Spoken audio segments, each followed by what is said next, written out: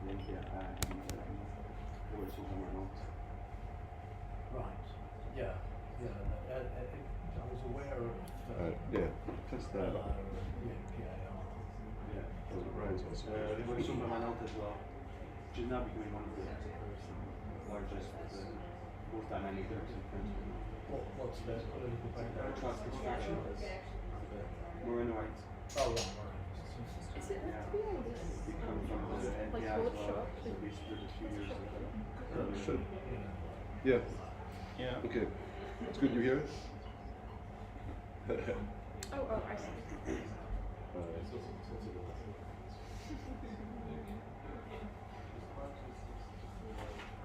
You hear? Hello. Yeah. All right. Great.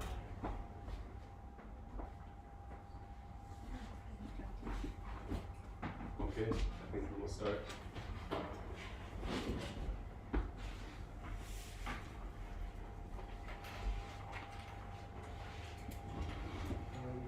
You will close that door.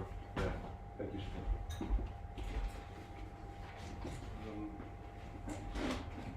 All right. Welcome everyone to this panel entitled "Gender in the Left," hosted by the Cambridge chapter of the Platypus Affiliated Society. A couple words on Platypus. So founded in 2006 in Chicago, Platypus organizes reading groups, public fora, research, and journalism on the problems and tasks inherited from the old left, 1920s to 30s, the new left, 1960s to 70s, and the post-political left, 80s to 90s, for the possibility of emancipatory politics today. The prompt that we circulated to the speakers before the event reads as follows. The idea of an emancipation of the sexes predates Marxism. Utopian socialists like Charles Fourier and Mary Wollstonecraft declared that the bourgeois revolution's promise of liberty, equality, fraternity would only be meaningful if it applied to all humans. Marxism picked up this demand in the late 19th and early 20th century in the question for women's emancipation, which it tried to realize through the dictatorship of the proletariat. After the apparent failure of this attempt between 1919 and 1923, questions around the sexes seemed to be of diminishing importance for what remained of Marxist and socialist politics. It was the New Left that again posed questions about sex and sexuality, but as a critique of Marxism, which had seemingly neglected these questions. Out of the failure of the New Left emerged a disillusioned second wave of feminism. The emancipation of all the sexes seemed to them like an anesthetic for the real and millennia-old power relations of patriarchy. The emancipation of women could not be postponed indefinitely until an imaginary dictatorship of the proletariat. Yet political and ideological differences soon arose within feminism as well. The concept of gender was introduced by the American psychologist John Money in the 1950s as an expression for the psychological and social dimensions of what had hitherto been understood as sex. This concept entered the discussions of the 1980s and 90s feminism, perhaps most prominently in Judith Butler's 1990 Gender Trouble. Since then, the concept of gender only seems to have grown more important politically, including and maybe especially on the left. As a concept, it seems to smash down, but also re-erect walls between the sexes. And for the left, it remains a bone of contention over which groups and newspapers split. So Platypus asks the following questions to the panelists. Does gender point to a vacancy in Marxism, which can only be filled by new forms of theory? What political meaning does gender have for the current left? Where does gender emancipation stand more than 30 years after it was proclaimed as a political project? What has the left learned out of the past 200 years of struggle for the emancipation of the sexes? And what would be gender's role in the struggle for emancipation? So to answer these questions, we have the following speakers. First up, McNair, who is a member of the Provisional Central Committee of the Communist Party of Great Britain and a regular contributor to the Communist Party of Great Britain's paper, The Weekly Worker, including of the recent article, Communism and Transliberation. Next up, we'll have Raine Pataki, who is a PhD in criminology. Their research interests include utopian queer theory, post-structuralism, post-Marxism, among other things. And the working title for their thesis is Demand the Impossible, Criminology, Utopia, and Abolition. And finally, we'll have Gabriel Perrault, who is on the editorial board of Spartacist, publication of the International Communist League, Fourth Internationalist. He is the author of the recent article in Spartacist, Transgender Liberation, Liberal Betrayal, Marxist Answers. And so really briefly on the format of the panel, the speakers will have 10 to 12 minutes for opening remarks, followed by a round of responses for a few minutes to each other's opening remarks, and then we'll open up to Q&A for hopefully about an hour before some closing remarks. So with that, I'll leave it to Mike. Okay, I'm going to start just by making a point. Ad Platypus. This pamphlet, Anti-Postoni, written by Michael Sommer, translated by Zuri Maciej-Żurowski, and with an introduction by me. Platypus originated, as you said, in 2006 as it were anti-war left, or anti-imperialist left. Critique of the anti-imperialism of the anti-Iraq war movement. And the anti-imperialist left in general, since 2004, the 21 years which have followed since, 22 years which have followed since the American invasion of Iraq in 2003 have confirmed and confirmed again that the United States is incapable of doing anything other than inflict destruction on the subordinate countries.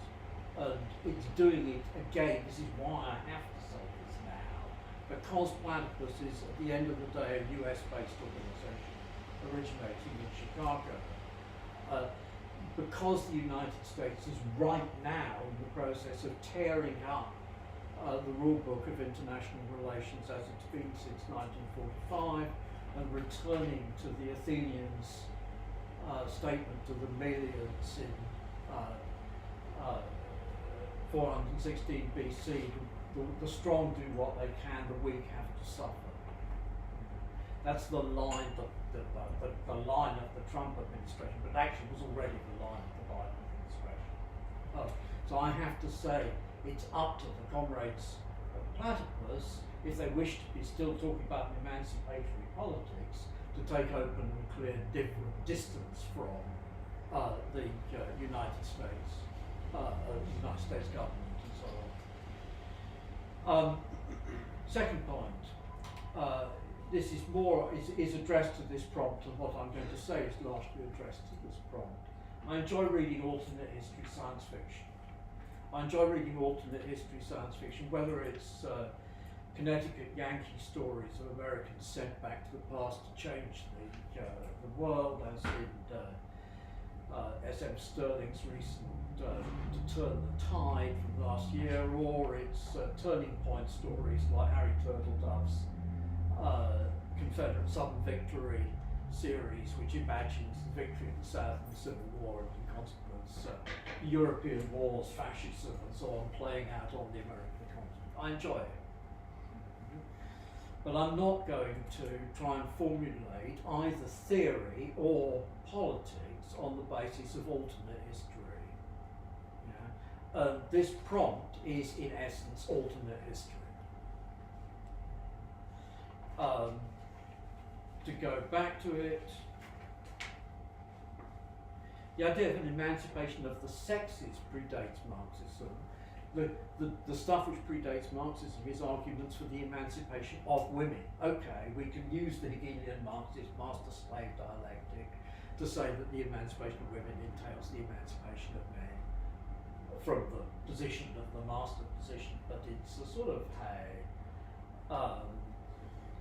is Mary Wollstonecraft really a utopian socialist? I'm sceptical about that one. Marxism picked up the demand in the late 19th century in the quest for women's emancipation, which it tried to realise through the dictatorship of the proletariat. The failure of this attempt between 1919 and 1923. Well, actually, among other things, the consequences of the Russian Revolution include the acceptance of women's suffrage across the Western European countries. It's certainly not the case that either the Bolsheviks, it's certainly not the case that the Bolsheviks abandoned the project of the emancipation of women in the 1920s. The official communist parties engaged in the period of the People's Front in the 1930s through into the 1950s and 1960s in work for women's emancipation. The concept of gender was introduced by the American psychologist John Money in the 1950s. Excuse me, la plume de ma tante. The ascription of gender to things, is deep in language use, and the concept of gender, therefore separate from sex, is deep in language use, in Latin language, in the Indo-European languages in general. And in fact, we can go a step beyond that. The inversion of gender, the inversion of sex, that we start with the sex of men and women as a sex binary. The concept of gender, I think Camilla Power correctly argues, the concept of gender as a thing distinct from the sex binary emerges with the transition to the human, with women's coalitions saying wrong animal, wrong, refusing sex, saying wrong animal, wrong time of the month, wrong gender. And in fact, the ritual inversion of gender in religious practice goes unambiguously documented all the way through back to Mesopotamian and classical antiquity.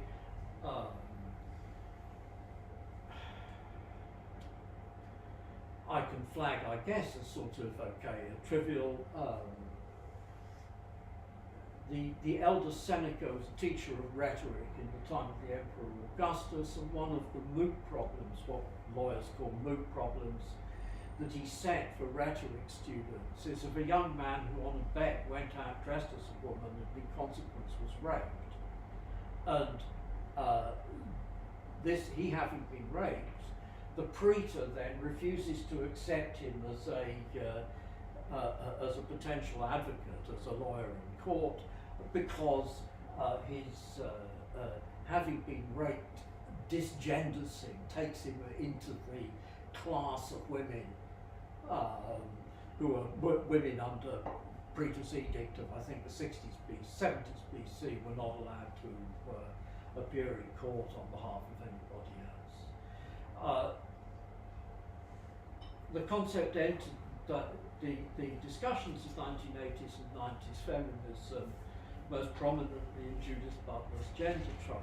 Okay, now I come back to my own personal experience, but it's the end, the dog end of a long history. One William Brown, on being arrested for buggery in 1726, says, "I think there is no crime in making what use I please of my own body." Brown is one of a gay male subculture, identified and self-identified as cross-dressers. And there's an important book by a guy called Ripton Norton, Mother Clap's Molly House. Talk about mollies and molly houses. This is the first language of, quote, the homosexual. Not quite the first language of homosexual, but it's nearly there.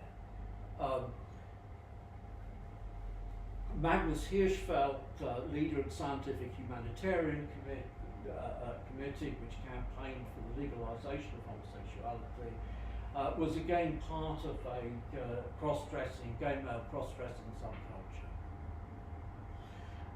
When I'm bisexual, I self-identified as exclusively gay between the ages of 17 and 27.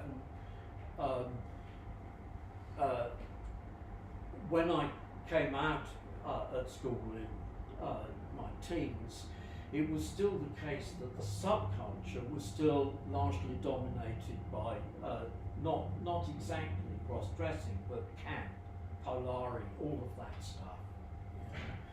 And we used to talk about in GLF, early GLF type organisations, for example, Oxford Gay Action Group, comrades talked about gender fuck, meaning the phenomena of not cross-dressing as drag, proper drag, but cross-dressing in a way which is drag which parodies drag and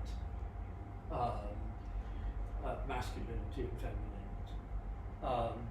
So this was not stuff which became news with Judith Butler. It was already an issue of controversy because the radical feminist lesbian separatists argued that gay men dressing in drag is a usurpation of women's rights, and it's not a parody, it's a reinforcement of gender roles.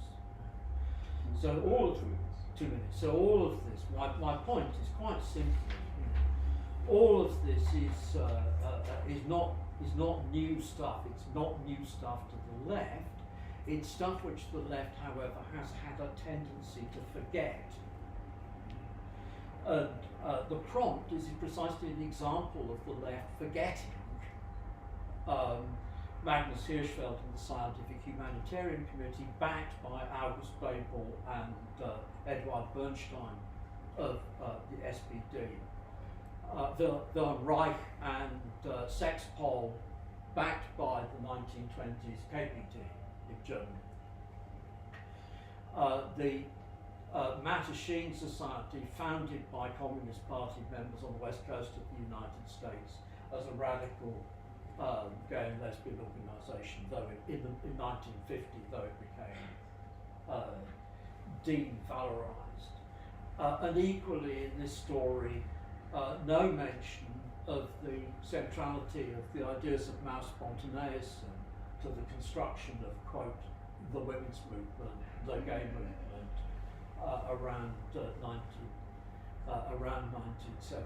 So my point I'm making solely, I'm not saying more than that, I'm making solely the point that this prompt sets us in a false starting point, and we have to escape from the prompt in order to think the issues which are posed.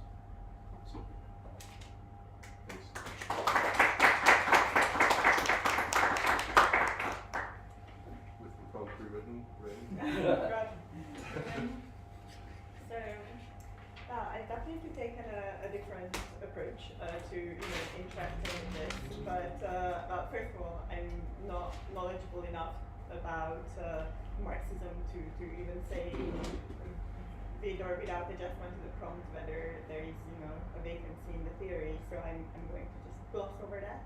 And I also want to say that I don't want to generalize about the left, because I'm really very aware that I've been in a bubble that is a clear and predominantly anarchist bubble, which does not generalize to the left as a whole. But I'm happy to talk about what gender has meant to us, and how, or well, what I've learned from interacting with the concept in my work on utopianism and abolition. So I want to, well, of course, acknowledge that trans activists and scholars have really influenced how I think about liberation politics, and the fellow trans people that I've known personally helped radicalize my politics and broaden my worldview. And I think a lot of this is based on our sort of radical, clear, and explicitly trans-inclusive feminism, which helps both unsettle and dismantle the assumptions of all sorts of assumptions, and it highlights the interlocking forms of oppression. So bear with me. I think some of the points that I'm making might feel only sort of like loosely connected, but hopefully in the end we will get somewhere that illustrates the importance of gender in like contemporary queer thinking and the role, its role for struggle for emancipation. So I'm drawing mostly on queer scholarship, and I wanna just like clarify, although I'm fairly certain that everybody would be like already knowledgeable about this, but want to make sure that you know why I'm connecting gender and sexuality. So essentially gender and sexuality are sort of like constructed in tandem. So for a lot of us, once we step out from within the limits of heterosexuality, that also implies a gender transgression. So essentially our experiences with queerness in terms of sexuality destabilizes our gender, which also makes us question other sort of like foundational categories and how the world essentially works. And in an in an ideal setting, when this is all combined with an actually diverse queer community, this like accelerates this process because we learn about like each other's struggles. So sort of like gender is at like the foundation of this like process. So Amy Koyama says in the Transfeminist Manifesto, I'm gonna read the quote, that transfeminism embodies feminist coalition politics in which women from different backgrounds stand up for each other, because if we do not stand up for each other, nobody will. So essentially in my experience of the sort of current queer left, the spirit of the coalition and standing up for each other really extends into a range of minoritarian belongings. So queerness itself, probably not news to anyone, but still, I want to say can be conceptualized as more than just an LGBTQIA+ identity. Essentially, we can think about queerness as a zone of instability and as a refusal of the present. So a group of queer anarchists called the Mary Nardini Gang puts it like this, another quote. So queer is a territory of tension defined against the dominant narrative of white heteromonogamous patriarchy, but also by an affinity with all who are marginalized, otherized, and oppressed. Queer involves our sexuality and our gender, but so much more. Queer is the cohesion of everything in conflict with the heterosexual capitalist world. Queer is a total rejection of the regime of the normal. So essentially this like affinity with marginalized people can be tied to a destabilizing effect of otherized belonging. So Zoriel Phil argues that blackness is an inherently destabilizing force, and coming from a position of blackness and or queerness, we are well placed to critique the world. So in line with this position of critique, many scholars have already pointed out that the policing of gender and the fascination with and fear of queer identities is tied to the legacies of imperialism and white supremacy. So we can see this in the deliberate gendercide of native identities, for example, and on various like colonial attacks on practices deemed too queer. So this kind of queer scholarship that focuses on these issues highlights once again the interlocking forms of oppression and demonstrates the need for intersectional approaches. So now that hopefully I somewhat successfully maybe situated gender and queerness as concepts that help us question the present and connect us to other forms of oppression, I want to just make some really brief remarks that are oriented towards the future. And I want to start with inclusion. Drawing on Fanon and the pitfalls of the politics of recognition, we can start critiquing, striving for recognition and inclusion. So in the original context, it's about the management of decolonized subjects that is being shifted from violence to recognition and management, but of course this doesn't put an end to oppression. So the rights and the permissions are still very much distributed by the state. So within this sort of original framework in mind, we can actually advocate for a rejection of rights, recognition, and inclusion. And I know this might sound strange to some, but I'm not trying to say that we should stop advocating for reproductive rights or anything like this. I mean this more in the sense that more women CEOs, more trans police officers, or gay prime ministers are not obviously going to be the solution to anything in terms of, like inclusion in the system. So like the simplest way to put it, of course, is like inclusion will have an undertone of assimilation, of legibility, of neutralizing, and inclusion and assimilation are never going to be possible or desirable for everyone. So rather than striving to be included in a system and sort of as a result legitimizing the system by our desire to be included, we should aim for abolition and radical transformation. And finally, as the last thing that I want to talk about, it's about impossibility. So this is a concept that comes up a lot for me because I work on utopia and abolition. So essentially, people say that these like radically different visions of the future and the radical demands are impossible. But I feel like from a very queer perspective, so many of us are already living the impossible, so it's not something that discourages. So essentially, the existence of many queer people it's just simply being denied when states declare that only two genders exist, or that the one's gender has to be congruent with their biological sex. But yet, despite all of these, we still exist, and we keep finding new ways of doing gender, family, desire, happiness, how we do our bodies. So I don't know, I find this all very ultimately hopeful and inspiring.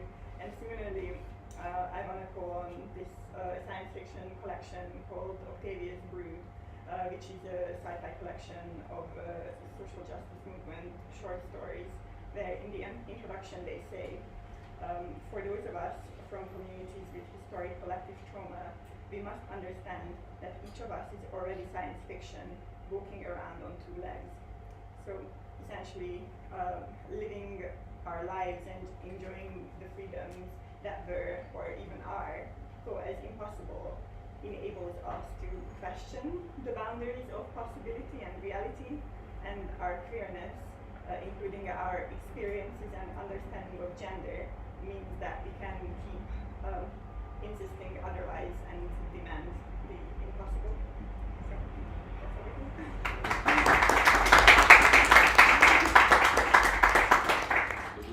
Hello. First, thanks for Platypus for organizing this event.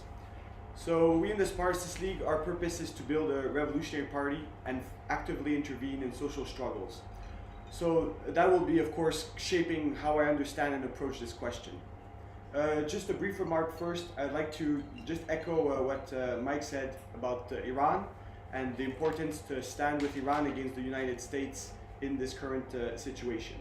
That said, most of my remarks will be focused on the theme of today's discussion. So the purpose of this panel, as I understand it, is to discuss the state of the movement for gender liberation and how it relates to the left, in particular the Marxist left. The first point I would like to argue is that both movements are currently in a profound crisis. Regarding the first, the trans question has been one of the focal points of right-wing reaction in the current period. The backlash on this question has been used by a wing of the ruling class to push for a broader rupture with the liberal status quo which has dominated the Western societies in past decades. Today, the trans movement finds itself more and more isolated, abandoned and betrayed by those who previously claimed to be on its side. The Labour Party's transition from a lukewarm ally to totally bigoted is a clear example of this trend.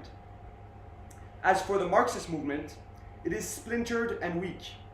I cannot today go into all the reasons for this, but the basic point is that those who have claimed to be Marxist have been unable to offer an independent working class perspective for the struggles of the oppressed. The transgender question offers a prime example of this failure. On one hand, you have the Marxists who use a crude materialism to argue openly anti-trans positions. The CPGB offers an example of this. I'm not, of course, talking about my co-panelist, but of the Morning Star paper. CPB. Sorry, thank you. Party Britain. Thank you. It's confusing sometimes. On the other hand, you have Marxists who simply latch on to the coattails of the LGBTQ+ movement, adding Marxist verbiage to the liberal program of these movements. Here, the Socialist Workers' Party is a good example. So the basic thesis I want to argue in my remaining time is that Marxism is not only relevant to the question of gender emancipation, but it is an essential tool to advance it. But to be relevant, Marxists must learn from past mistakes and provide answers to the political questions which have undermined and paralyzed the LGBTQ+ movement. To do this, we must start with understanding the political polarizations around the trans question. On the anti-trans side of the argument, the fact that society as it currently exists is defined by rigid and largely impermeable gender categories is presented as a fact of nature which cannot and should not be challenged. You have religious versions of this argument. God created man and women. A third version, the protection of women requires maintaining rigid barriers between the sexes. And even scientific, sometimes with Marxist lingo, there is a material difference between men and women. The pro-trans side of the debate seeks to push back against these views, which represses people's desires to live outside the oppressive norms of patriarchal society. Unlike the former, they are entirely legitimate and progressive impulses. However, the ideological tools used to fight these norms is generally liberal idealism, which is both ineffective and counterproductive as a tool of struggle. In other words, to push back against the reactionary view that gender is a fact of nature which cannot and should not be challenged, most pro-trans discourse attacks the very notion that these rigid social barriers exist. It is often argued, for example, that there's no sharp dichotomy between men and women, and that gender is defined by one's own subjective will. The problem with this is that it's not true. Society, as it presently exists, is defined by very rigid gender segregation. The fact that it is possible, but very difficult to socially transition from one gender to another is an example of this. These sharp gender divisions are the very basis of women's oppression and LGBTQ+ oppression. The crux of the problem is the following. To accept that society is defined by a rigid segregation of the sexes does not in any way imply accepting that this is how things should be. In fact, understanding that gender segregation is profoundly embedded in every institution is essential to developing a program and strategy to change this reality. Here's where Marxism comes in. To summarize my main point, anti-trans discourse uses the prevalence of dominant gender norms to justify their maintenance and legitimacy. The mainstream pro-trans discourse seeks to undermine gender norms by denying that they are rooted in material reality. But the result is to deny the social reality as it currently exists. This necessarily focuses the struggle on the realms of ideas, language, and norms, and do not overcome the economic and social roots of gender oppression, namely the patriarchal family.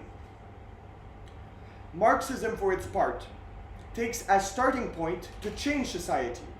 It roots its understanding in the world in existing material reality, but it takes this reality not as a fixed eternal norm, but one that can be shaped by struggle of classes and individuals. This starts not in some distant communist future, but here and now. So this is a fairly theoretical argument, so I'll try to make it more concrete with an example. It's no secret that workers throughout the Western world have been moving to the right on social questions. This shift has been largely fueled by rejection of the previous liberal status quo, which covered itself in grand ideals of equality and social justice, while workers were experiencing a constant decline in their social conditions. Since the left has failed to provide a progressive alternative to the status quo, the right has so far succeeded in leveraging economic grievances into a social backlash against minorities and oppressed groups. Approached from an anti-trans worldview, the rejection by many workers of pro-trans discourse simply reflects the fact that, according to them, trans ideology is an academically driven phenomena disconnected from the real world. Such arguments are used to foster further social reaction. On the pro-trans side of the argument, the hostility of large parts of the working classes pose a fundamental problem. If we look at the right-wing shift of the working class purely on the ideological front, the situation can seem hopeless, and liberals can appear to be much better allies than socially conservative workers. However, if we approach the problem from a Marxist point of view, we can understand that workers whose existence is defined by their exploitation have much more of an interest in defending trans people than liberals whose careers depend on being accepted in the upper layers of society, and these upper layers are all moving in a very sharp anti-trans direction. From this starting point, we can develop strategies to overcome the political divide by focusing on the common interests of workers and trans people. Here, I do not mean focusing on economic issues while pushing the trans question to the back burner, as many Marxists do, and social democrats. A Marxist approach seeks to show the working class how it is in its own material interest to defend trans people against the current reactionary backlash. This does not mean that they must become enlightened liberals on the question of gender norms, but simply that they must oppose bigotry and oppressive conditions for trans people because these will contribute to the degradation of their own condition. A basic example is that restricting the civil liberties of trans people is a step towards attacking the civil liberties of everyone else. The Trump administration every day helps prove this point. So to conclude, Marxism is first and foremost a program of struggle. It is impossible to separate Marxist analysis from its aim of emancipating the working class through revolutionary struggle. Marxism can provide a road forward for trans liberation and gender liberation in general, because it can bridge the ideals of gender emancipation with the realities of current capitalist society. The bridge is not built in the heads of individuals or on pieces of paper, but through guiding struggle based on a materialist and revolutionary working class program. If Marxists have played a marginal role in the struggle for gender liberation in the past decades, it's not the fault of Marxism, but of those that claim to be Marxist. At bottom, they fail to use Marxism as a tool to overcome the conflicts which have paralyzed the LGBTQ+ movement and led to its current enfeebled state. We in the Spartacist League have certainly had our own sets of failure on this front. Today, we do not claim to have all the answers. What we can offer is a basic materialist approach which can explain why the LGBTQ+ movement is in a crisis and some broad elements of program to overcome this crisis. I've obviously only been able to give a very rudimentary picture, and I encourage comrades and others, non-comrades, to read our article in where we develop these questions much more.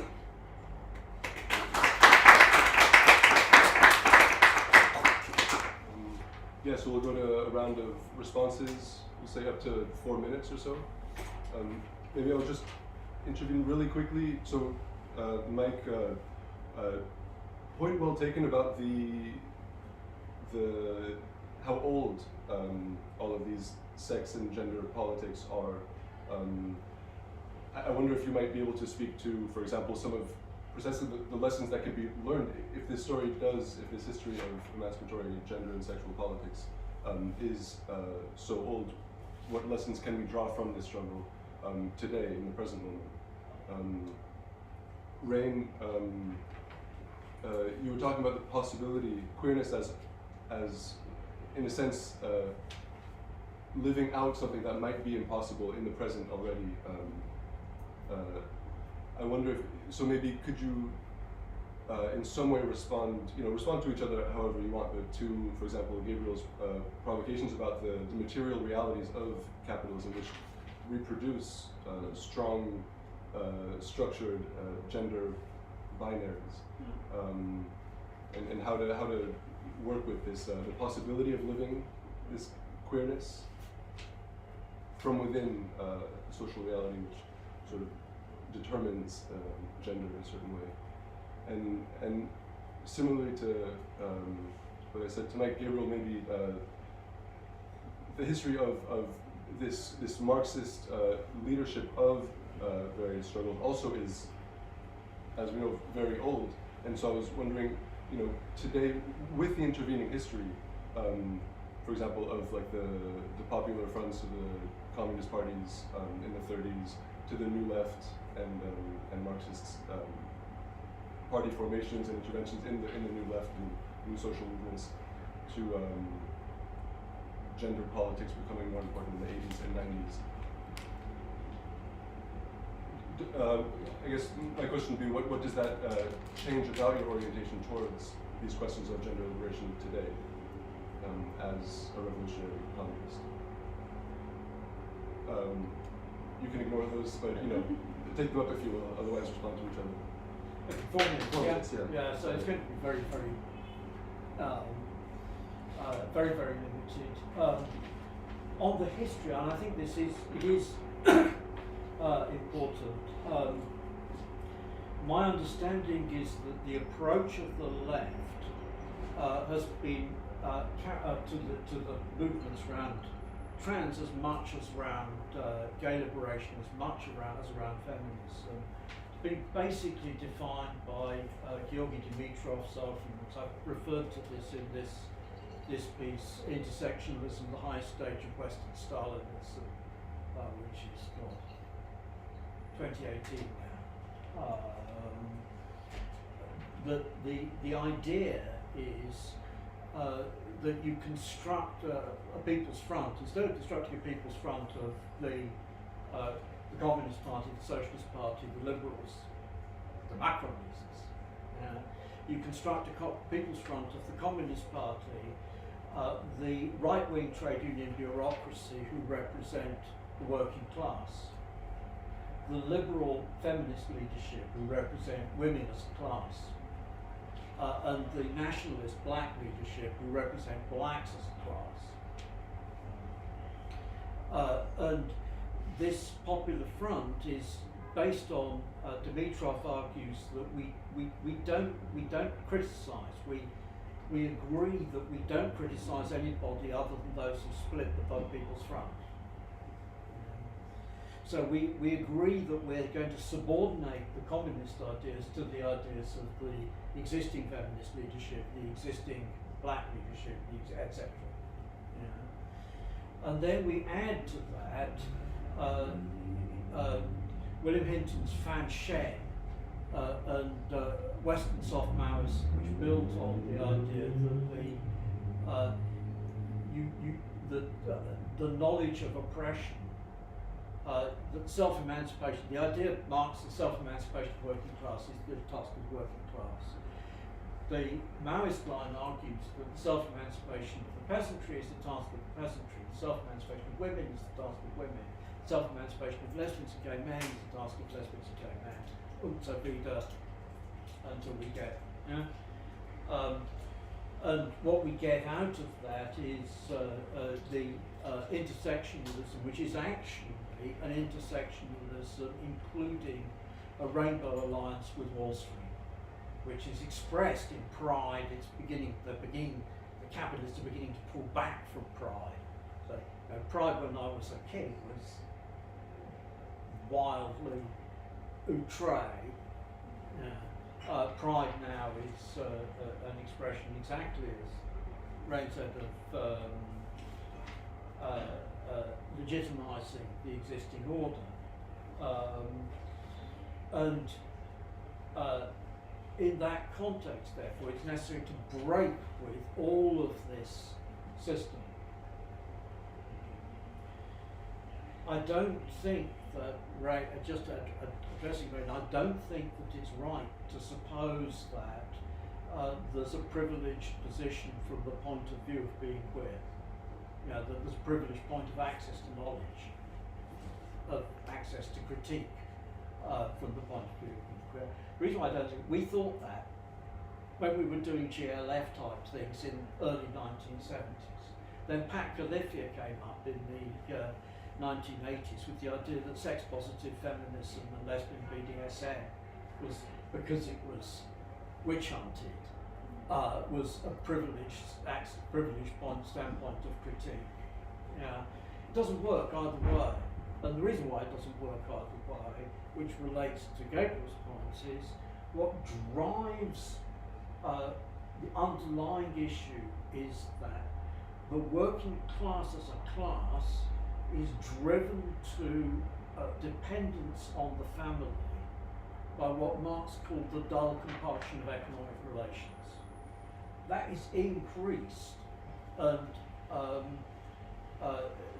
family politics is increased. The more welfareism is cut back, the more people are dependent on the family relations to sustain them, to help them out when they're sick, to help them out during times when they're unemployed, etc. And then the problem is that the ideological struggle over the anti-family ideological struggle, or particularly the ideological struggle in the form of mind your language type stuff, appears to this large majority who are forced into dependence on the family by the dull compulsion of economic relations as a threat to their immediate interests. You know? And that's it. Yeah. So, sorry, Tim. No. Well, let me think. So,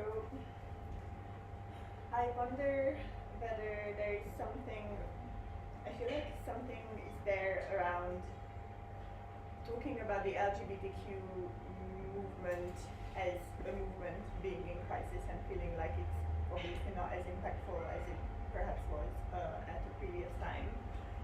And contrasting this with, I think, maybe like the current like lived experience of being like in the queer community, because every time that I am in London with my people, like I'm incredibly impressed by all the different ways that they found to live in a system where their families don't support them, where the state doesn't support them, and yet somehow they still manage to do mutual aid. They still manage to share all the knowledge about how to do DIY HRT, and then somebody's prescription is late or something like this, then they still manage to do all of this. And I understand that this is like queer community is not the same as queer movement, but there is something that here I want to want for us to consider about still the success of staying alive and staying queer and being trans and living under the conditions that we are, and that's still succeeding. And maybe this is where it taps into, I think there is some kind of a duality which I haven't quite figured out, where I stand entirely on the materialist and idealist like perspectives. Obviously with Utopia I'm very much drawn to the idea of expanding the horizon of the thinkable, and that is a very idealist way to think about all of this, but there is something here in the duality of the queer, mostly like trans experiences in community that like they are living in the community as their authentic selves, right, or whatever, if that exists. But you know, names change, pronouns change, people like very fluidly accept this, and it's completely normal. When I changed my name, pronouns, everything, that was perfectly fine. But then the state and everything is essentially entirely left out of this. Like I'm not pursuing an official name change. I know there's never gonna be an X for non-binary on my passport because it's not even like a possibility. And essentially there is something about like a separation and a kind of bubble, and the sort of the impossible is existing in the community under the harshest circumstances, and yeah, like within the constraints of what we have at the moment. I'm sorry, this is not entirely coherent, but yeah. And then maybe, yeah, I'm not quite sure about the queer point of view.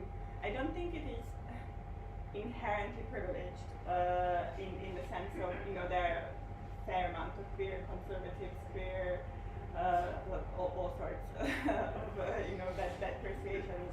I think maybe there is something about it being like a starting point from there, a radical critical perspective is easier to reach versus from a point of like complete acceptance and complete privilege. So I don't know, there is something. Yeah, essentially that's everything I wanted to add. Yeah, I just want to start by being very clear. You know, in my remarks, I'm not criticizing in any way how people live. Quite the opposite, actually. Like, I think that we should have much more of diverse ways of living and so on. But my point is just that everything in society makes that difficult. And you have to understand, like, that this difficulty, what makes the oppression so stark and worsening, is really deep social institutions that, you know, you can find spaces where you can live in diverse ways, but this will always be, you know, kind of separated from really the dominant trends in society that will do everything to make this as difficult and as possible. And so I think in some ways we're just also, I think, just approaching the question from very different angles. As I said at the beginning, our starting point is really how do you advance like liberation of the working class and of all the oppressed, which obviously include all the gender non-conforming people. And just to touch one of the questions you asked in terms of the relation between the movement for gender liberation and Marxism, for us those two struggles are actually inseparable. You cannot have working class emancipation if you do not put as a central focus the struggle for women's liberation and all the, you know, forms of gender oppression. The failure, and what my remarks were about, is how, like, Marxism has actually in the whole past period failed to actually kind of provide this program and perspective to actually move these struggles forward, and it's not really played a very positive role recently on this.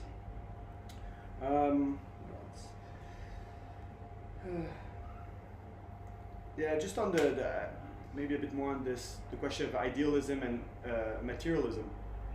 Our basic point for Marxism is that you have to understand how reality exists. What are the structures? What are their foundations to be able then to change it? I agree with some of the remarks that Mike made in terms of the importance of the family structure for the working class, and how the working class, given worsening economic conditions, is more and more dependent on the family structure. And I would add to that the ruling class also uses the family structure as a tool of social control and reaction. But so the problem with this is that you can't just go to the working class and say, you know, we have to overcome the family, when their whole existence is more and more dependent on this family structure. You know, you have to find a way of showing how the struggle for their own interests materially is linked to devolving those tasks of the family. A very good example is just basic tasks like education, healthcare, and so on. Like, for the working class to have better living conditions, it must fight to, in some way, transcend the family and socialize the task of healthcare, domestic work, and child rearing, and so on. But you're never going to convince workers if you just come with a utopian project. You have to kind of show concretely how this program will advance their struggles, their lives. But the mistake is either to accept this framework, which is kind of only in the realm of ideas, or just refuse to actually make the struggle for gender liberation part of the working class's struggles. So I think that's what I have for now. Yeah, great. Thank you. We'll open it up to questions. Yeah, go ahead. Just thank you for the wonderful story. That was fantastic. I'd like to ask on what you were just saying, just right now, about the need to actually present the workers with actual concrete examples of how that struggle is going to be implemented by also fighting for trans rights. And so can you name maybe? Sorry, can comments say who they are so that we can, when we're collecting, to respond? We'll take one question at a time for now, if that's right. You can feel free to introduce yourself if you want.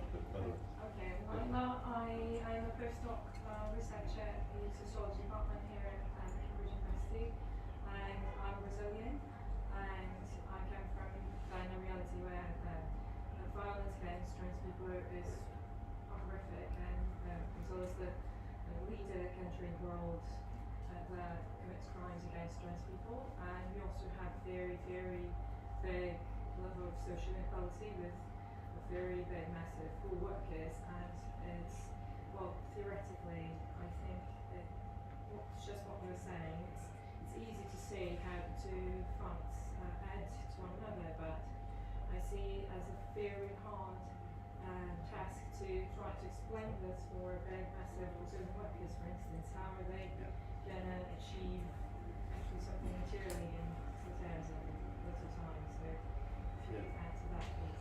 I think that's really the absolutely key question, because the part of the problem is that this question is basically not even posed by most people. That you have to make a connection between the working class movement and the trans movement. You have to make that connection, because the liberal elements of the ruling class are all moving away from this question.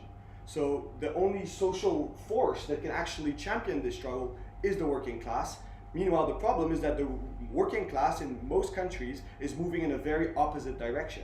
So it's a real problem that's really one of the central tasks. And of course, me talking about this, I want to no way imply that this is an easy task, but it's one that we really have to really tackle and think of how to do. So I'll just try to offer some beginning of answers at least. I mentioned the question of civil liberties. Everywhere you see the repression increasing, and I think on some way it's, if you look at the beginning of the Trump presidency, one of the first targets was trans people. Like, that was very clear. And then right after you have immigrants and so on going down and so, for maybe more conservative immigrant workers, you can make the argument, look, this attack against trans people is just a way to drive a wedge to attack you after. And honestly, Trump is attacking almost every sectors of the lower classes. So that argument, will with time and done consistently can have a resonance. There's a basic question of healthcare, which is of course really central for trans people. Just as it's essential for everybody. And the truth is that there's a lot of resentment in certain sectors of the working class that trans people get certain healthcare benefits or so on. And it's really essential to try to undercut that by struggling for better healthcare for all society. But that's a clear area where there's actually really a convergence of interest. Then there's the question of religious workers. Most people would think that is like inconceivable that you would have, for example, an alliance of Muslim workers and trans people. But those are two sectors who are the most directly targeted by the current Western ruling class. So actually, that doesn't mean that each other have to agree with each other's ideas. If that's the premise, we have to agree with each other's ideas, you're never going to have an alliance. But if you understand that both of these groups are being targeted and need to work together to defend themselves, then you actually have the basis for an alliance. And these are some of the different, I think, strategies that need to be approached. But like I'm kind of saying, we're just at baby steps because nobody's actually, very little actually posing this problem as a central task for both Marxist and the workers' movement, but also within the gender liberation movement. Anyone else want to? Just chip in from the history. Back in the 1970s, the organisation which I was then a member put out a weekly A4 folded, 4 pages of A5 bulletin into the Cowley car factory. And the first 3 pages of this bulletin were news about what the management was doing in terms of screwing people over and what was in dispute about wages and speed up and so on. And the 4th page was politics taken off, more general politics taken off the back page or taken off the organisation's national paper. And I took the opportunity of using the back page to argue that the victimisation of a gay teacher by Oxford City Council was the same sort of phenomenon as the victimisation of trade unionists which was happening at the plant. And that actually was surprisingly, because 1970s, this is, it was not, liberal, all lovey-goody stuff about lesbian gay rights. Second step, Lesbians and Gay Support the Miners, which I wasn't involved in 1984-5, went out to the pubs and clubs collecting for miners' support. And the consequence of Lesbians and Gay Support the Miners going out to the pubs and clubs collecting for miners' support was that the leadership of the National Union of Mine Workers, who had been actually quite hostile to any sort of gay rights stuff, turned and changed and became supporters of gay rights. I think we can do the same sort of thing in relation to trans aggression, and I think Gabriel's point about civil liberties is an important one.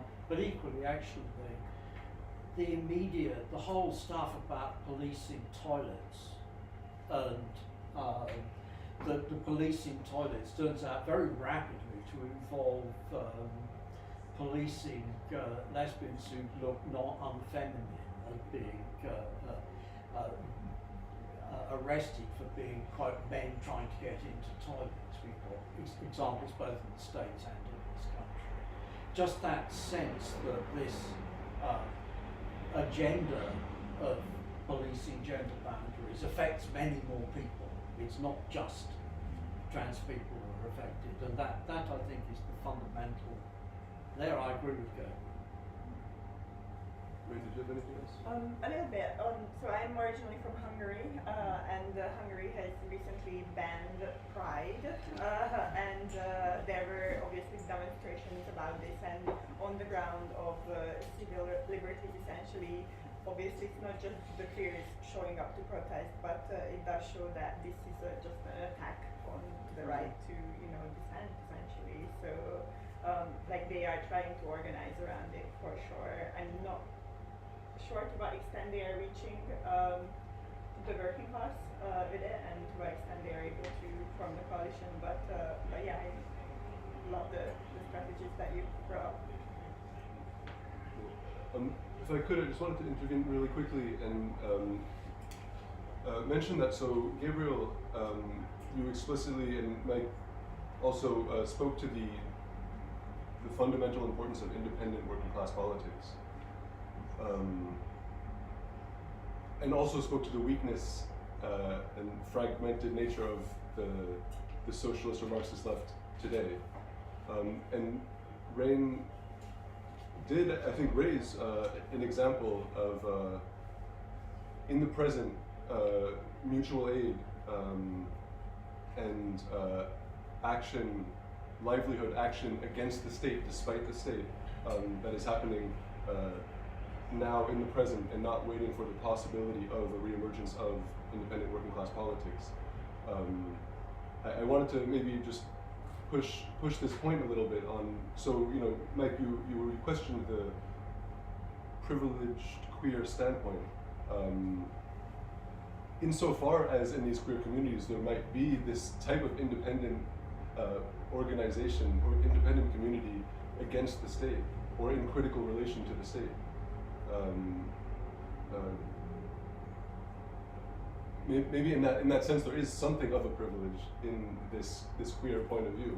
So I just wanted to push that, the idea of the state, the idea of fighting for better healthcare provisions, what that means in relation to independent working class politics, and if you could speak to the existence of this independence already now. Obviously, looking into the problems of the Marxist left is a whole theme on of itself. But I'll just very basically say, so okay, first of all, for us, it's a political problem. It's not organizational, or it's not because of individual. There's a real political crisis in the Marxist left in terms of understanding how it can advance the various struggles in the historic period. But I'll just put it very basically. The problem is that it's not clear to workers and to all the various oppressed groups why Marxism is relevant to their struggles. So to the extent that Marxists write about their struggles, it's basically you repeat what already is being said, but then you add some jargon on it. But it doesn't show what's relevant to actually advance their struggles. And I think so. I think that's really the political problem. I think that's it for this point. I'm just going to add on mutual aid. It is historic traditions of the workers' movement going right back to the 1850s to do mutual aid work of one sort or another. And yes, it's true of the trans people. But it's equally, it has historically been true of women's organisations, but they got sucked into the swamp of the local government left. So mutual aid, yes, absolutely mutual aid, but the problem with mutual aid is it's not such a problem at the moment for trans people because the state is actually going after you, but it's very easy for the state to recuperate and seize hold of mutual aid operations, the same way as they do with trade unions, if there isn't a political party which aims to pose a political alternative. So in that sense, Raine, again, a positive point of view, said we do need utopias. It's not just a question of we propose a concrete step forward. We do need the imagination which you had in the 1880s through the 1900s, people writing a lot of socialist utopias, but also actually which we had in the 1970s. A lot of people writing socialist utopias, feminist utopias,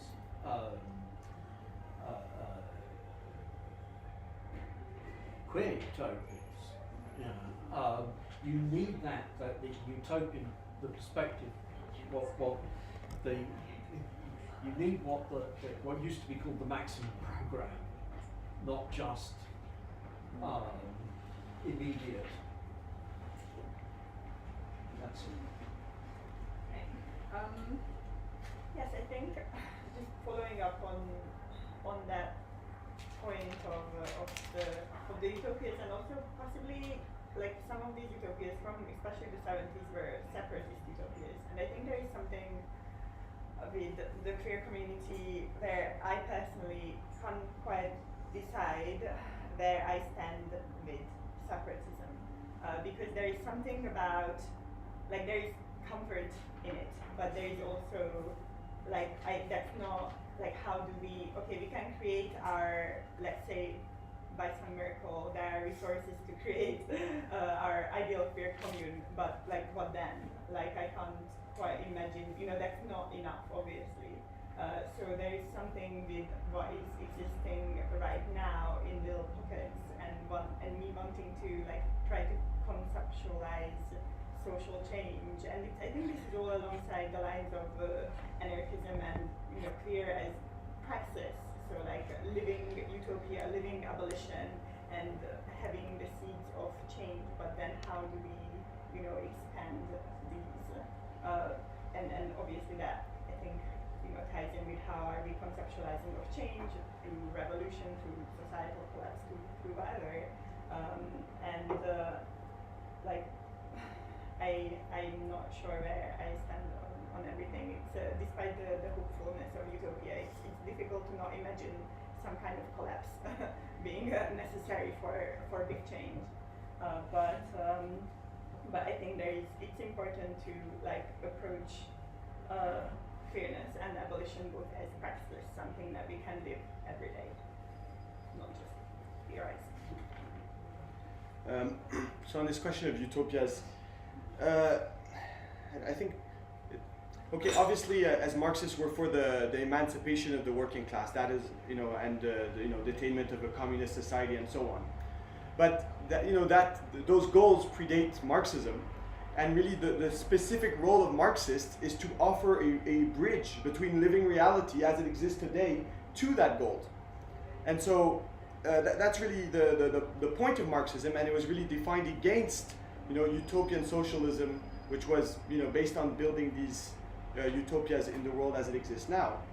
In terms on what you're saying about separatism, and I think you expressed it well. You're looking for comfort in the society as it exists right now, and of course no problem with individuals doing that, doing whatever they need to exist and survive in the society. That said, as a theory of social change, it can't achieve that. It can't achieve a social change, which for Marxists, you have to change the social institutions, and you have to understand that they're materially rooted and cannot just change through like progressive evolution in consciousness and so on. And this is actually very starkly posed right now, because there's everywhere you see more and more attacks against what the little gains that have been won are all starting to be reversed. The example of Hungary is very pertinent. Unfortunately, I think that Hungary is a little window in what is a lot of other Western societies are going to look like in the future. But so that's why there's really an urgent need to struggle to fight back against this. But to do this, you need to have ways of affecting change and a perspective to do so, which have not really been achieved in both the Marxist movement and the LGBTQ+ movement in the recent time. Anyway, that's my argument. We'll take another question. Yep. Just, I was wondering, thank you everyone for your presentations and the discussions, and really engaging and interesting. I was just wondering, like, thinking about queer politics and queerness, and if you could possibly become kind of like a disruptive discourse, or if it has ever become a disruptive discourse within capitalism, right? So I was thinking about the capitalist law of values, everything has to create profit, otherwise has no value, right? And I think queer politics kind of like can disrupt this, bringing kind of like finding value where the system would usually not find it. Just wondering kind of like if there's, because I was having doubts if, for instance, Trump or even in Mexico, and from Mexico, left populist governments are also very conservative in terms of gender and sex. So maybe I was wondering if it's a thing of the left, or a thing of capitalism, or some forms of capitalism, and if other forms of capitalism could integrate queerness, and if queerness could become disruptive discourse within capitalism. Just kind of like exploring the idea of like seeing that happen without having to societal or revolution, which is well, Who wants to take that? Let's go through us all three and probably say different things. I think it's a mistake. In the first place, it's a mistake to suppose that capitalism, the capitalism that exists, is all about the law of value. The law of value is the driver which drives the dynamic, which in turn drives the decline of the United States, the relative decline of the United States, which the United States responds to by aggressive war, just as it before drove the decline of the United Kingdom, which the United Kingdom responded to by imperial expansion. But it's not, there's an awful lot of what lives in the capitalist society which is not immediately driven by the law of value. Secondly, the other side of it, I don't think there's anything which is impossible other than the actual positing of the overthrow of the regime and the creation of socialism. I don't think there's anything which capitalism can't find a way to recuperate. And that comes from, hey, I was active in GLF, or not in GLF as such, but in organisations which were spin-offs from GLF in 1971-72. And we thought that it was going to be impossible for capitalism to recuperate this stuff. I'm sorry, it was possible. We didn't expect the turn of the United States Defense Department after defeating Vietnam to anti-discrimination, which has then driven everything for the last 30 years. We have to recognize that capitalism is both market and authority relations in the factory, in the shop, in the office. And that means that liberalism inevitably drives authoritarianism. Authoritarianism, on the other hand, once we get authoritarianism, we're going to get drive and revival of liberalism. But these things are Siamese twins. So for that reason, I don't see any reason to suppose that this stuff can be a radically disruptive discourse. Well, I mean, queer liberation, I don't think it can happen under capitalism, which is not a hot take. But in terms of the vision of how I could see it actually disrupting it, I don't think it can on its own. As much as I do believe in the queer perspective being privileged and in terms of maybe having more of a view and connection to all the other sorts of oppression, because queers come from all kinds of backgrounds, right? So I think once the movement, if your pocket of the movement is really diverse, then you do have insight onto issues of class and race and ability and all the things borders, medical establishment, everything. This is all contained within queer issues, but that can only happen through either I guess revolutionary change or societal collapse, and we start from the beginning. I don't have a better response than that, sadly. So of course, as you just said, the capitalists will never accept queer liberation, gay liberation, or any other liberations. Capitalism will never provide this. That said, they can and have taken over parts of that discourse. If you walk around the city, you'll see there's the updated trans rainbow flag everywhere. Now, why? It's because for a certain period of time, part of the ruling class thought it was useful to lean on these ideas to serve its own reactionary interests. And of course, that we saw progress in terms of gay rights in particular, but also some inroads, in terms of trans rights and other oppressed groups' rights. That was a positive thing.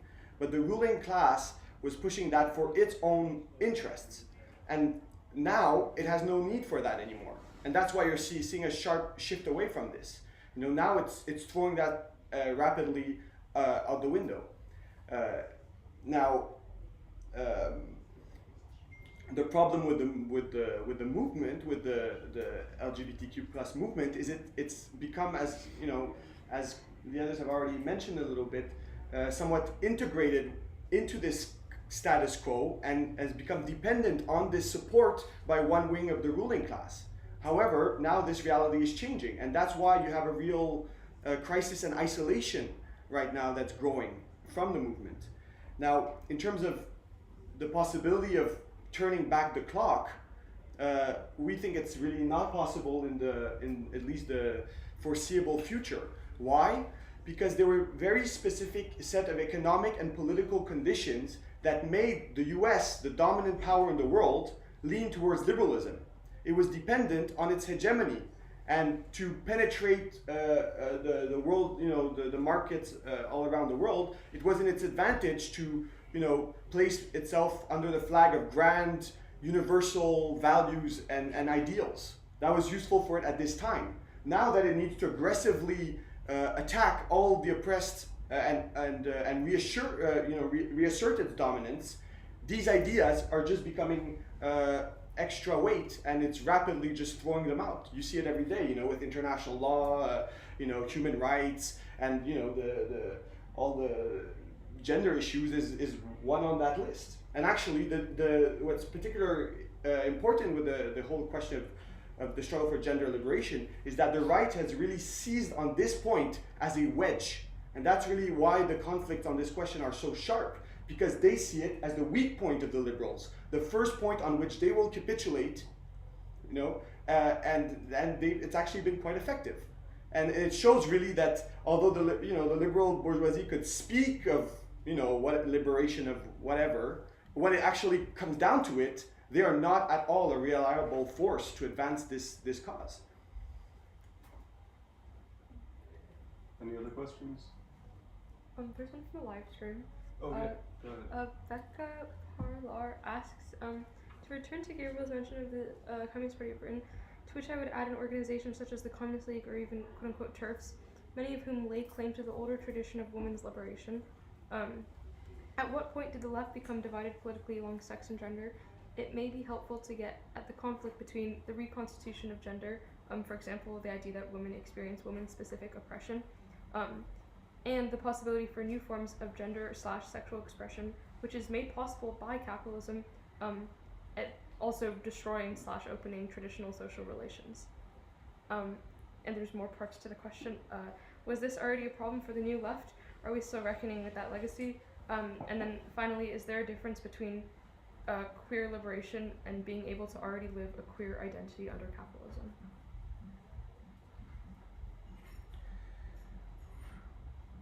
Was that clear enough? You want anything So repeated? the first one I wanted a little bit repeated. Yeah. So the point was that there are other, Counterfire, but also the Communist League, which is the British equivalent of the American Barnsides, have a turf position. That's fair description, rough perhaps. Yeah, I mean, But I guess. what went on from that? I think the question is that these organizations that lay claim to the tradition of, the older tradition of women's liberation, have a sort of, claim that, for example, women experience women-specific oppression, I guess materially, and then, on the other hand, the possibility of new forms of sexual or gender expression that are made possible by capitalism also sort of destroy, I guess, or open traditional social relations. I hope I've interpreted this question right. I'm sorry if I haven't. Okay, she's saying the last one was a separate question. We'll do what we can. Okay. I'll have a go. Was this already a problem for the New Left? Yes. I'm unhappy with the concept of the New Left because in the prompt it says the New Left already died. in 1969 and the women's movement came out of its death. The reality was that the New Left broke up into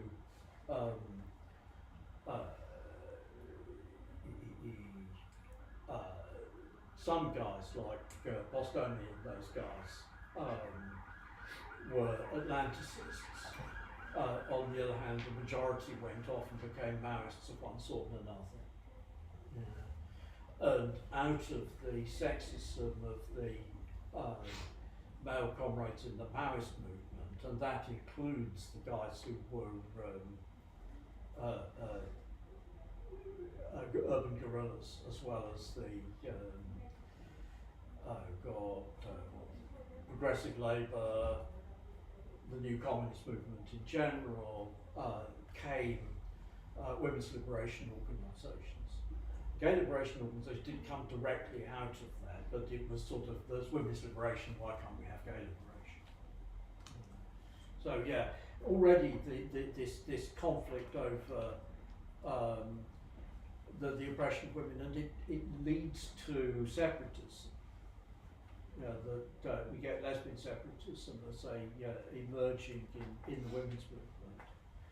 And in point of fact, actually, turfism comes out of that, because if you allow trans women to say that they're women, you're contaminating. This is already Janice Raymond's book, The Transsexual Empire, which I'm sorry to say I have on my shelf. I bought it when it came out, 1980 or thereabouts. I can't remember the exact date. It's tied to the perspective of separatism, and it becomes, and what we have essentially is turfism. It's a small minority politics in the women's movement.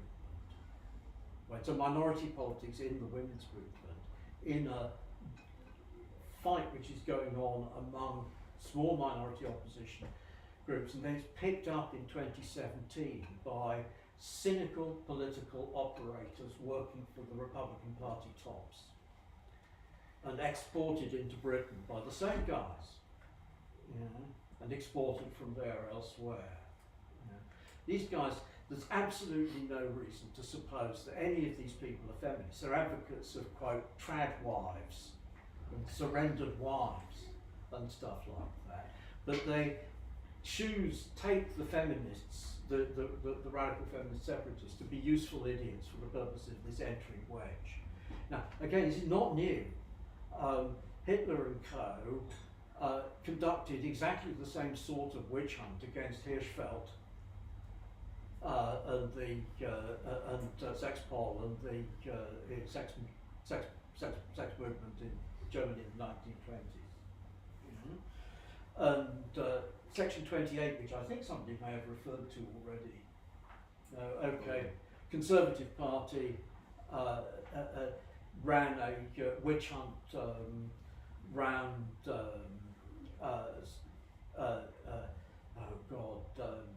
Jenny Lives with Eric and Marty, which was a children's book about a child who lives with gay male parents. And around the Greater London Council supporting the lesbian and gay centre. And they passed this piece of legislation, Section 28 of the Local Government Act 1928, which prohibits local authorities from, quote, promoting homosexuality. In reality, the act was drafted in such a way that it was purely ideological effects, because you couldn't actually prosecute anybody for doing anything under it. But it was an entering wedge, and it had the result that Peter Tatchell lost the Bermondsey by-election, that the Labour Party in consequence recoiled from the issue of lesbian and gay rights, which it had been moving towards taking more seriously. You know. So this is not new. I mean, since it's the same thing as the Tory Party ran a campaign against Huguenot immigrants taking people's jobs in, refugees from Catholic France taking people's jobs in London in the 1680s. And then they ran a campaign against William III as allegedly homosexual, and the Earl of Sunderland, who was leading Whig politician in 17 teens, is allegedly homosexual. Smollett's Roderick Brandon, again Tory party, election campaigning around homosexuality in the 1750s. This entering wedge using issues of gender and sexuality from a conservative standpoint is old. So does that address that? Liberalism. Oh yeah, I'm not going to. Yes, clearly there's a difference between liberation and having an identity under capitalism. But the question is what having an identity under capitalism means. Sorry. Yeah. I think I will take that last bit of the question around the distinction between queer liberation and being queer and having a queer life under capitalism, because yes, it's obviously distinct, but I think it's sometimes for the maybe the most privileged, it can be easy to confuse it, and even within the queer bubble, sometimes even I can forget that everywhere else it's not like that. So I think it's an issue with us congregating and essentially forgetting about just contact with the outside world. But that sort of, first of all, as we've established, the separatism is not the way to achieve the radical change. And then with actual liberation, that is just that will require whole systemic change. It's just an illusion within current communities feeling like it's all good. Okay, I'll try to answer the question as best as I can. So I thought Mike's remarks underplayed a little bit the problem of the TERFs, because it's been a very there's no doubt that this is all financed by right-wing people, and they have links with very reactionary people. But I think what Mike's remarks kind of underplay is just how effective of a campaign this has been. It's really the spearhead for the whole anti-trans reaction in the world. It has really been the TERF question. It's not been the religious zealots that have been at the forefront. They really used this question quite effectively to really go after the movement as a whole. So I think it's important to really understand why they've had success, if we want to defeat their tactics. And I think that's where the movement so far has failed. So why is it effective? It's because, part of the question was, is there women's experience a specific oppression? And the question of that is obviously yes. There's I'm not saying that trans women do not also experience this oppression, but why it's effective, the TERF argument, is because they lean on women's oppression to pit it against trans oppression. And so part of the problem with the response to this, obviously there's a reactionary side and a progressive side in this conflict. You can't equate both. But part of the problem is that both movements are based on the conflict, the idealist premises. And I think, for example, the question of separatism illustrates this very well. It's about who's in which category, and if you pose the struggle in this type of term, you can't really resolve it.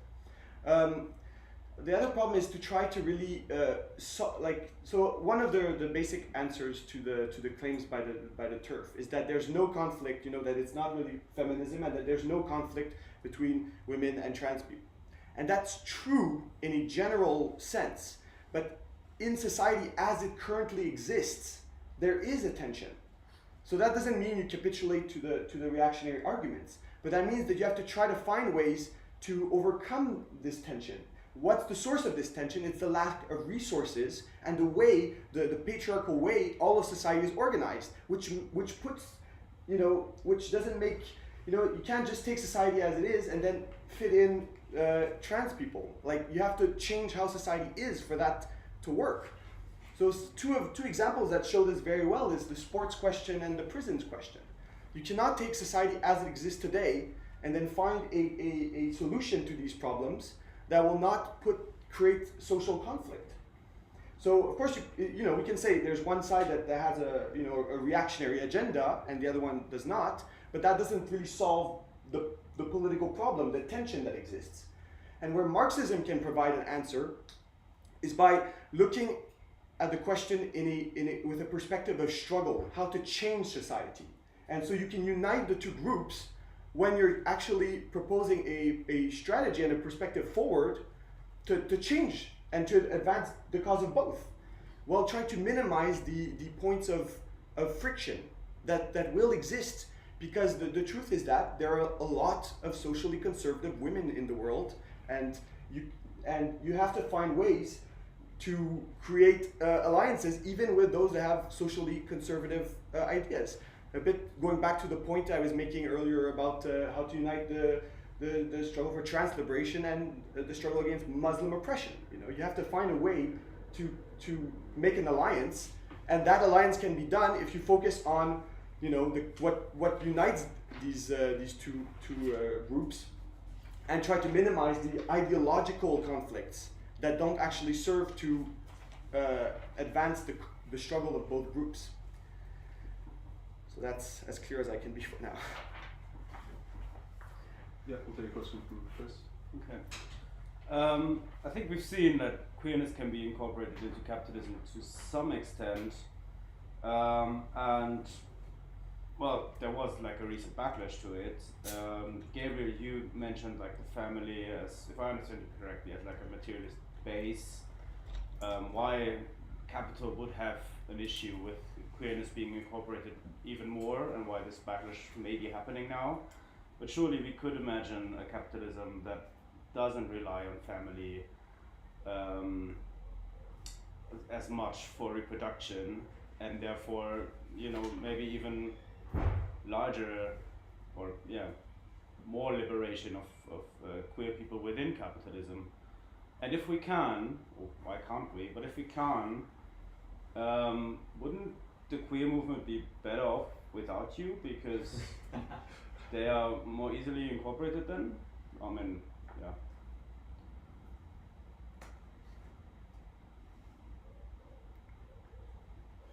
Cool. Maybe start. You want to start? Or whichever. Go on. Okay. It's clearly the case you can have capitalism with less reliance on the family for reproduction. Now we've got. Having said that, and the fact that you can have the family with less capitalism with less reliance on the family for reproduction is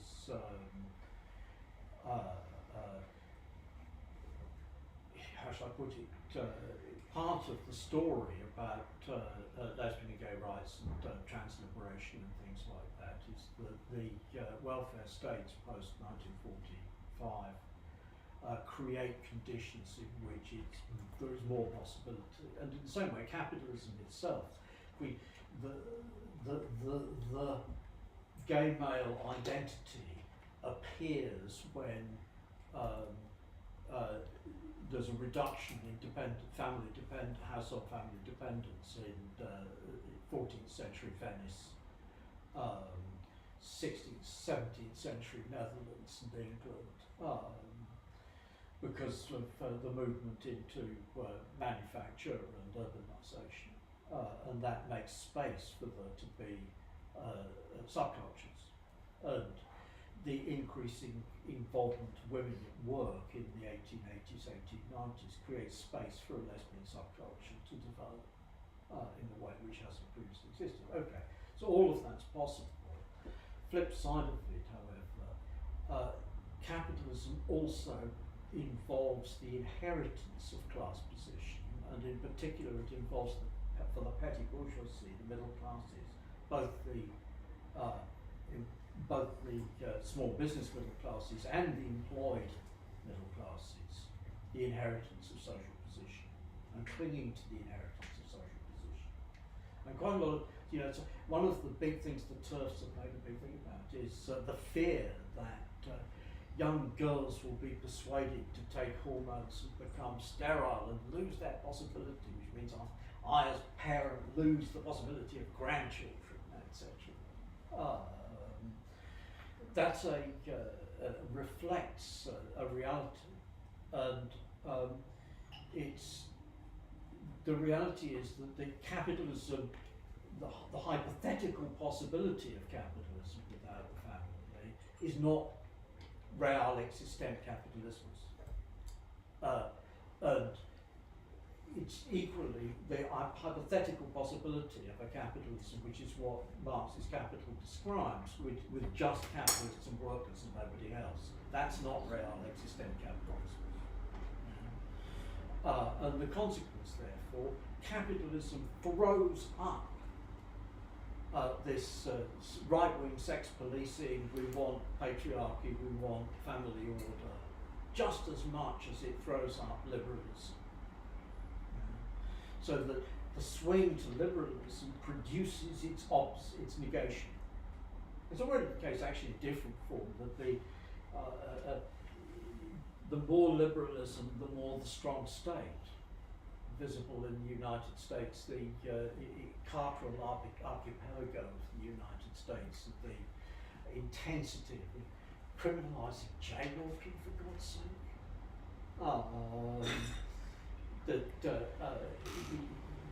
Liberalism entails its opposite. Okay, also the case that the patriarchal, family-oriented nationalism entails its opposite, it throws up liberal opposition. But these are Siamese twins. Well, I think on the question of whether the queer movement would be better off without this, I think I mean, like, I would like to think that the queer movement that I'm talking about queer is truly like radical praxis, all of that, like simply the idea of being incorporated into capitalism in a more seamless way and getting some perks from that, just wouldn't go for it because that's never gonna be possible for everyone, and so it's obviously a matter of principle that even if it would lead to, I think, temporary improvement of the circumstances, it's not a good long-term strategy, and it's not a bargain that we hopefully we would be willing to make, because even if just from the perspective of the queers, liberation or a better life under capitalism is just categorically not possible for a lot of people, so that's simply just not an option. Right. So is the family materially rooted? Yes, and I think it's very easy to see that. If you look at it concretely, healthcare. How is healthcare provided? The family plays a huge role in providing healthcare, especially for elderly people. Education. The family plays a huge role in education. Child rearing. Again, huge role. This is an institution that really organizes is the basic unit which organizes all society. So, and it's very deeply materially rooted. And so, could capitalism transcend the family? The answer is no, because capitalism cannot provide enough resources. And this is posed very concretely. Look at what's happening around the world. You have cuts in education, cuts in healthcare, and all of these areas, are getting worse. So why were we possible to make some of the advances that we have made, including in terms of the breakdown of the oppressive gender norms? It's because of a particular period of capitalism where there was a period of growth and a reduction in the geopolitical conflicts. But now we're looking at a period where there's going to be increased geopolitical competition, increased struggle for resources, and in this context, it's actually absolutely impossible to think that somehow education will be better, healthcare will be better, everything like that will be better. So what you're going to see is a further reliance on the family, a further reliance on the conservative ideas who really flow from this organization of society. And so there's no possibility at all of overcoming the family under capitalism, because it's capitalism itself that drives this crisis of resources through its conflicts, war, and so on. And so, are we needed, the Marxists, or not? Are we relevant at all? I would argue that yes, and I think it's been a real problem that, you know, for example, as I understand Judith Butler's theory, is to argue that basically the family is not the source of women's oppression and oppression, gender oppression in general. And I think that has really been a huge problem for the movement, because it's confined the struggle for gender liberation to a struggle about ideas and concepts, rather than a struggle to advance, to change the material conditions of society. And so I think Marxism is very crucial, actually. Now, part of the problem is that many Marxists have made this argument about the family and so on. But then they just make the whole argument about, well, under communism we'll replace the family and so on. But fine, but that does not make it's not relevant at all of like how is this connected to the actual struggles today? You know, to think that, oh, there's a future world where the family will be overcome doesn't advance the struggle for gender rights today. So how can Marxism be relevant? It's by really providing the basis for an alliance, a political alliance with the working class. Because all these things I mentioned, you know, that really drive the hold of the family and the conservative pressures that come with it, healthcare, education, child rearing, well, guess what? These are all crucial questions for the working class itself. And so with a Marxist understanding, if you understand the material basis of this oppression, then you can find a way to build an alliance to advance the struggle here and now, with, of course, the goal of overcoming this institution that's reactionary. That's it. Thanks. I think we'll move on to just some closing remarks, if that's all right. Maybe I'll just leave you with one question, which has come up in various ways throughout the conversation. And picking up on Becca's question, and also something that was expressed by Mike, this idea that bourgeois society and capitalism allowed for a certain degree of sexual and gender freedom. I was hoping you could maybe, you know, alongside your concluding remarks, specify what it is, what we mean by freedom, what we mean by emancipation when we're talking about sexual emancipation, gender emancipation. How is it distinct from bourgeois freedom? For example, bourgeois emancipation, how is it different from the freedom in socialism? You can pick that up along with your concluding remarks if you can.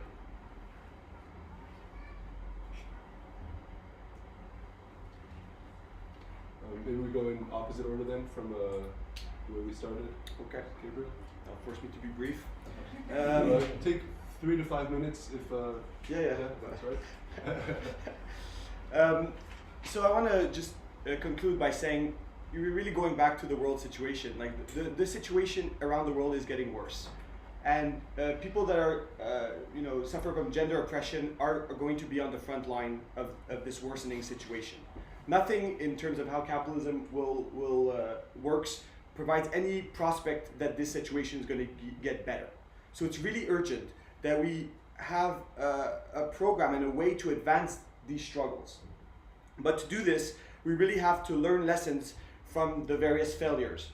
And so I've talked about some of the failures, both of the Marxist movement in terms of addressing gender oppression, but also the LGBTQ plus movement itself, and how its ideological framework has limited its ability to advance the struggle for emancipation. On the question of what is emancipation, I would just answer, it's basically to live like you want to live. And the problem with capitalism is it does not let you do this. In every single way, it stops you and makes this hell. And so the only prospect is to fight against capitalism so that people can live like they want to live. But for this, we have to really understand what is the reality as it exists today? Why is this huge divide between the far left and the working class, between the LGBTQ plus movement and the working class, and how can we overcome this divide and advance these struggles? So I think to do this, much more debates are needed, both in the left and in the LGBTQ plus movement. And I would encourage people to read our article on this, our contribution, which is our attempt to try to advance this discussion.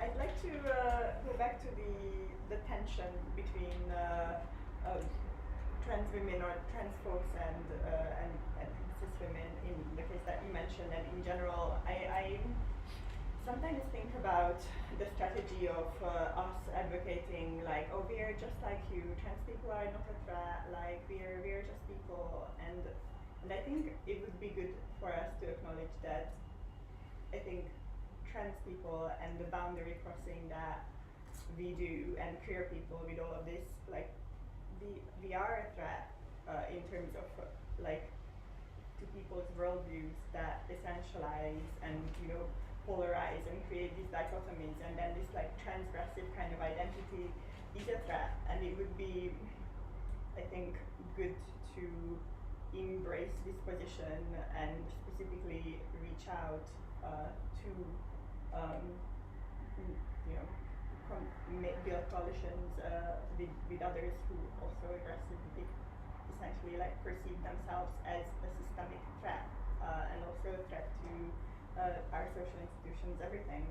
So I would like to just close like all my contributions with just thinking about the transformative potential of being queer and trans, and how it destabilizes all kinds of like essentialist definitions, and it just helps us expose how constructed all of this is, and to try not to draw a source of identity just limited to the body and not limit identity politics to this, and just to step away from trying to universalize women's experiences.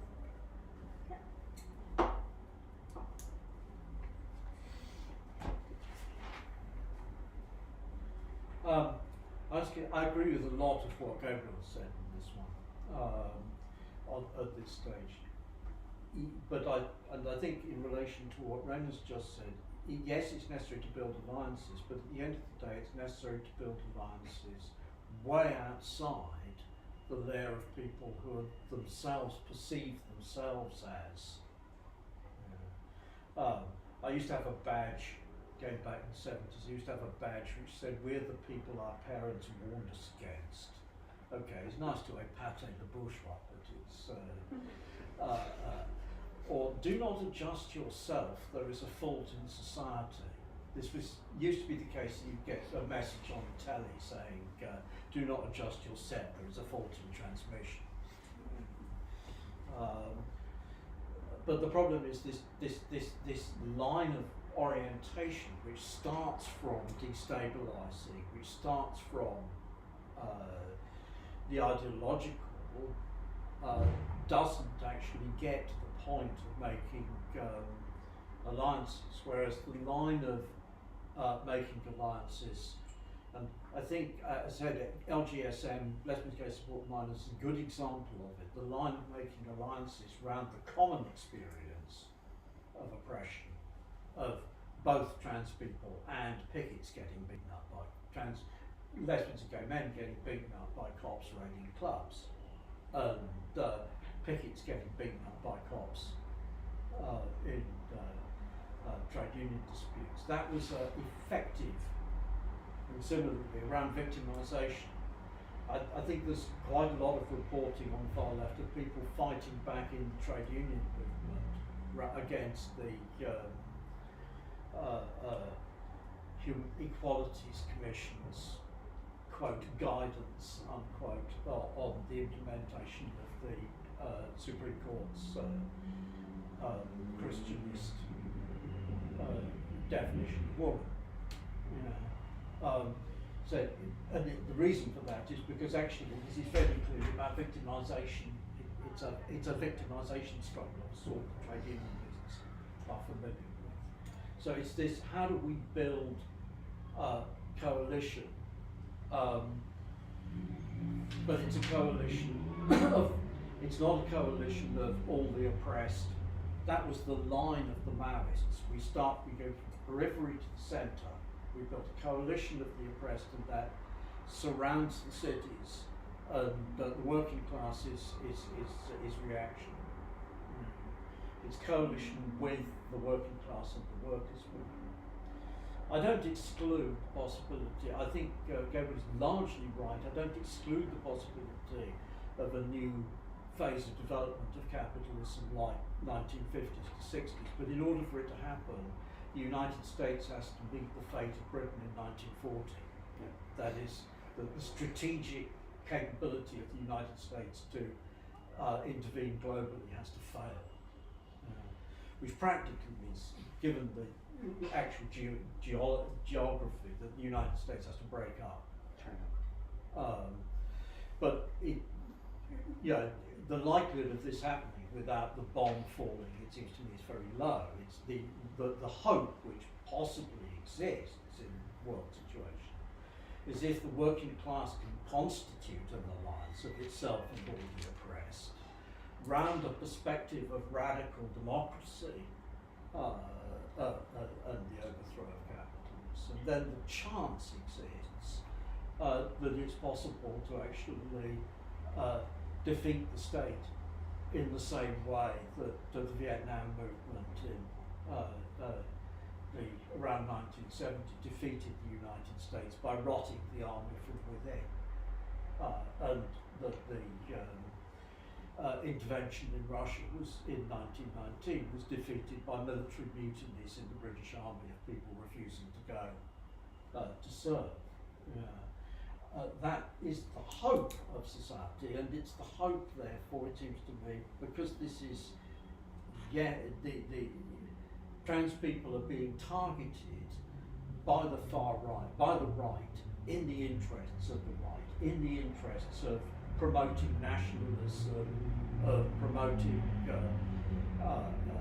traditional values of warfare, not welfare, guns before butter. That's what, at the end of the day, this witch hunt against trans people is not about that gender is in itself destabilising capitalism.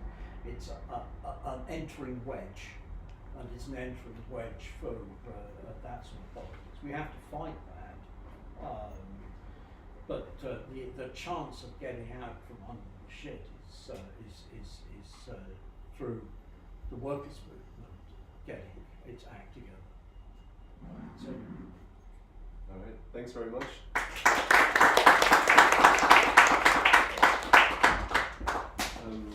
We'll be moving to, we're at the tram depot, if anyone wants to grab a pint and continue the discussion. You're all welcome. Yes. How much do I owe you?